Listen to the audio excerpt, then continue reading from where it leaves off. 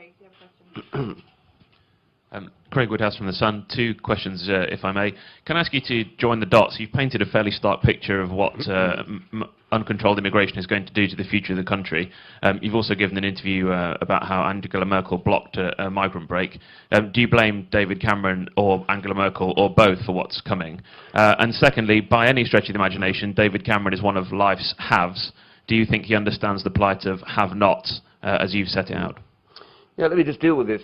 What I've actually said categorically is uncontrolled migration has been very damaging to British people at the lower income scale and the lower skill level, because all the evidence, and this is not me making this up, all the evidence demonstrates, and today I raised it, that the European Union's policy of uncontrolled migration to the UK has meant the competition for jobs has driven wages down, caused real problems about access to housing and also to schools and even to healthcare. So those are the reasons why we want controlled migration. We're not against migration. We want to be able to select those key people who bring something and add value to the UK, rather than just having everybody come in and take the lower paid and the unskilled jobs.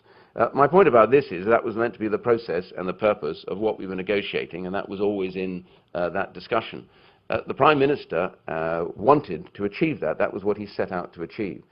My criticism lies in the fact that we should face up to the fact, and I hope the government should face up to that fact, that the European Union has demonstrated, even with Britain voting potentially to leave the European Union, they are absolutely point-blank refusing to change what they do. So there is the answer. As we've gone through this process saying that there is going to be a vote, and even with the prospect of the fifth largest economy leaving the European Union Commission and all the structures won't change. So that's the lesson we take away from that. It's not about an individual, it's about the reality that you cannot change this because it will not change. And that means we have to leave because we don't have a reformed European Union. And therefore the proposal that we have a reformed European Union, I'm afraid, doesn't stand. So it's not about Mrs. Merkel, it's not about the Prime Minister, it's about the fact that nobody in the European Union wants to change pretty much anything that they do, and that's what we're left with. I do believe he does. I absolutely do believe. I've had conversations with him. I think he recognizes that. This is not anything other than a reality check, though. The fact is that, you know, we want people to be better off at the lower level of income. There's been one of the great purposes. I want the quality of life for those who are in lower pay to be improving.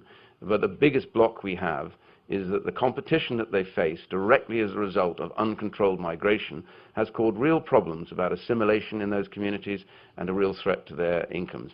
And I think, therefore, there are limits to what the British government can do as long as we have uncontrolled migration. Controlled migration is the key, and it's clear that the European Union and the countries of the European Union don't want to have that.